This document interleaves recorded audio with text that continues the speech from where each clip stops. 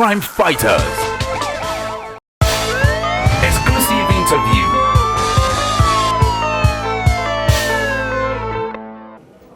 No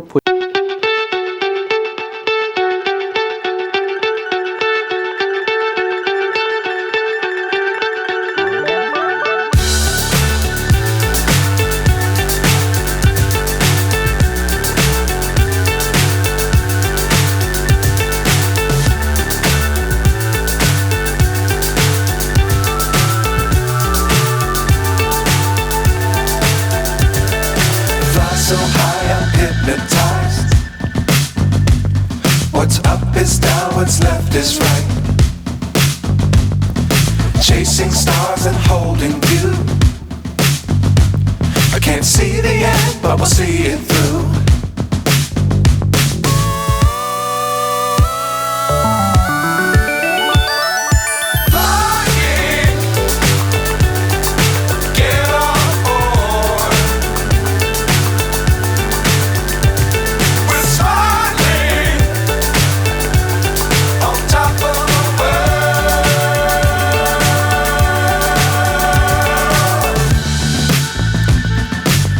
Times don't fly too high. Be sure to keep the ground in sight. Fly forever if you keep it tight. Love the world but keep the sky on your mind.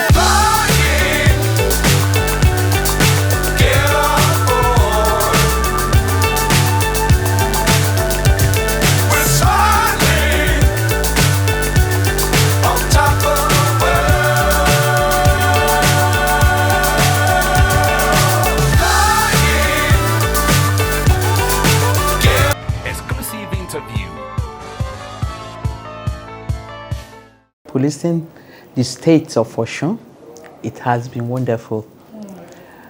It has been, I would say, professionally fulfilling for me. Because I came here and I was welcomed by the people, and they've always supported me in whatever I'm doing. Osun State is not known to have high rate of armed robbery compared to some states in the country. But one thing that is common is communal and ethnic clashes. How has your command dealt with this? Just as you said Osun State is very peaceful. That shows that the communal problem you are talking of is really, really minimal. I have not had any. But when I came, I was very, very proactive. I had to go around the states.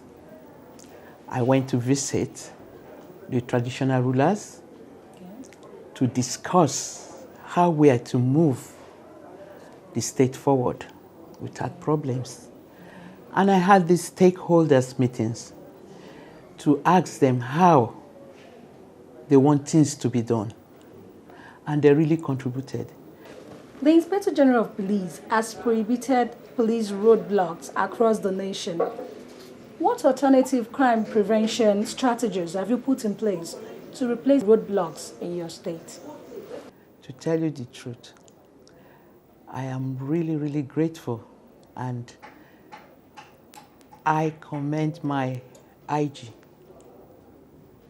for removing roadblocks all over the country.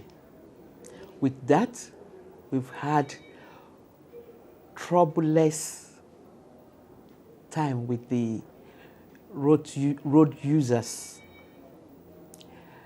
With the removal of the roadblocks on our streets, I would say I have one policy, and that is what I brought when I was coming from the college, and that is visible policing.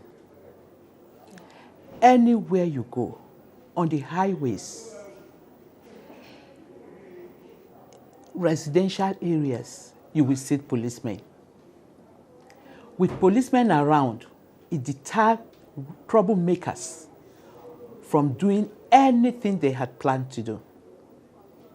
That is one of my strategies. But I don't think it would be right to tell you others. Because telling you measures are put in place is just exposing my techniques to the enemies. Let them come out and they will meet us there. Without the roadblock, we have been doing marvelously well. Recently, 2 policemen in Osun State were arrested for raping a teenager. What has your command done, ma'am, to instill discipline amongst members of the force? No policeman is above the law. No policeman can get involved in any indisciplined act and think he will be protected by the force. If those policemen, as it's been reported, raped that little girl, they will surely go in for it. Right now, they are in our cell. An investigation is going on. After investigating, if they are found guilty, they'll be tried, orderly room, and charged to court. Police critics say police work in Nigeria is not intelligence-driven. Do you agree with this view, ma'am? I think they haven't been fair to the police. If you look at the structure of the police, from the recruit, the entrance to the force, you will know that we don't even just base our recruitment on the certificates. You have to write examination and you have to pass it. After that, you go for interview. At the inspectorate level, the same. The ASP level, that one is even tougher because you have to go through 3 different stages of interview. After that, you are interviewed, the final one, by the Police Service Commission before you are allowed to join the force. The examination they write is usually conducted by ASCON. So you see, before you join the force, you have to be prepared intellectually. It is no longer anybody goes in, no.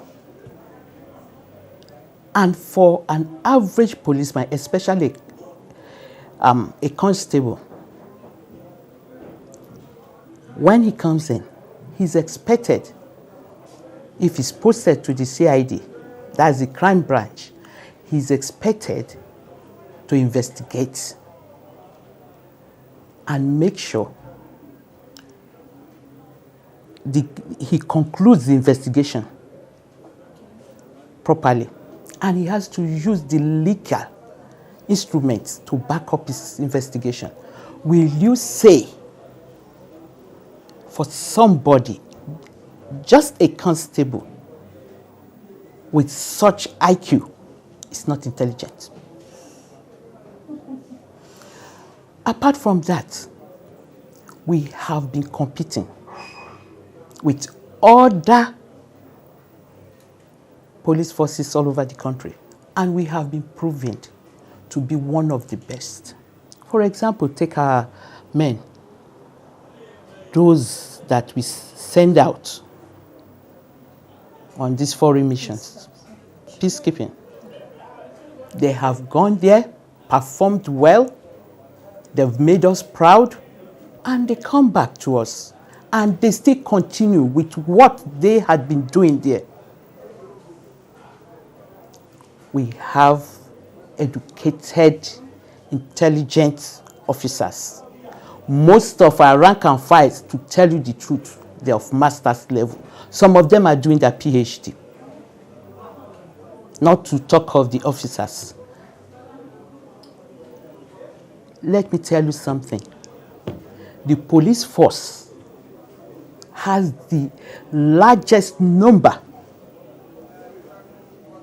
of lawyers in any given organization. Will you say those people are not intelligent? Or when they are serving the people, they won't put in their best.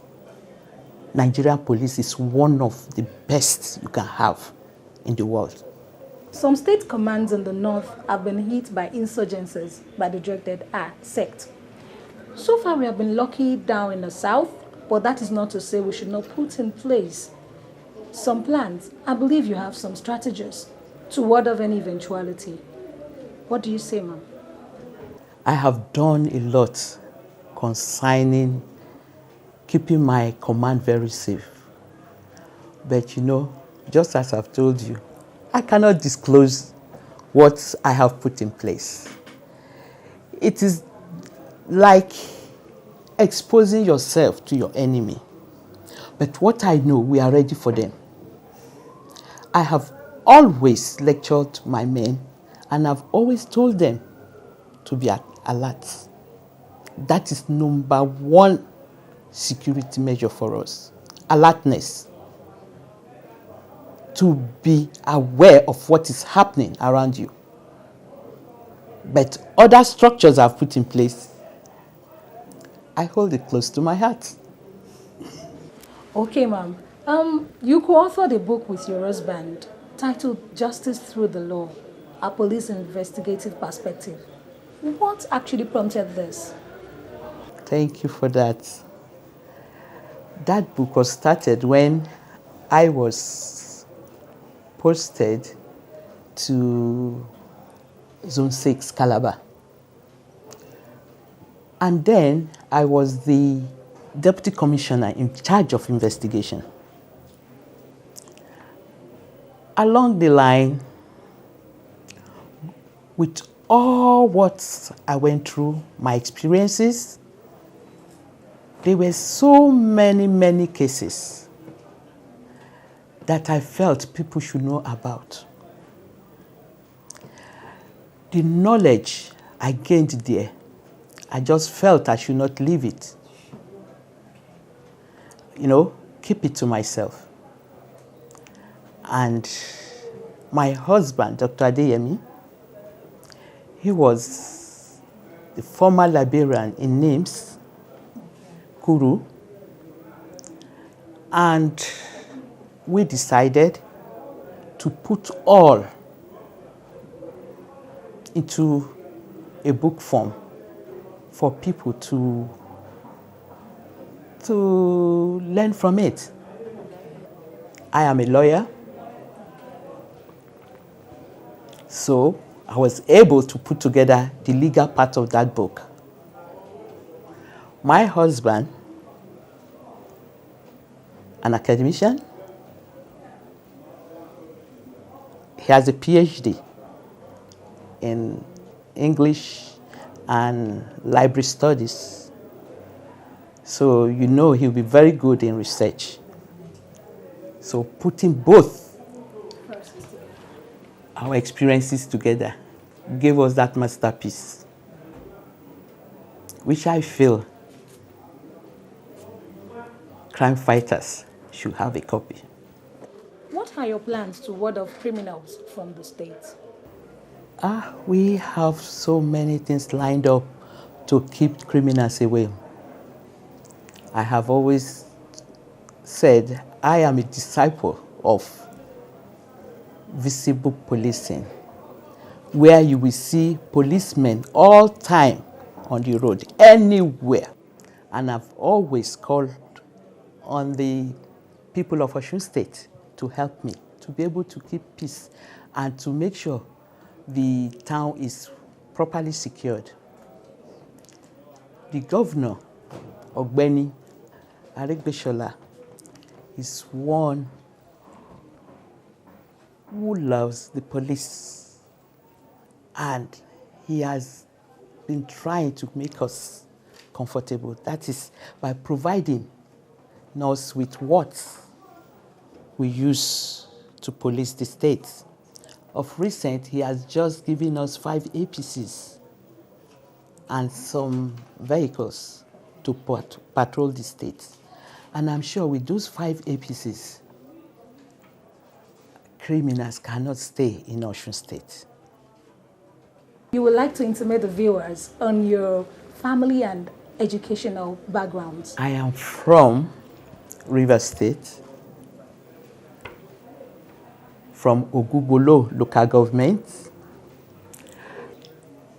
I went to Archdeacon Crowder Memorial Girls School, Elelewon, in the 70s. Later, moved to Bauchi College of Arts and Science, where I had my A-levels, and went to University of Jos to read psychology. After that, I served with the Nigeria Police, Kwara State. I joined the force 1984, course 12. While in the force, I later on read law. I read it to the master's level. Crime Fighters.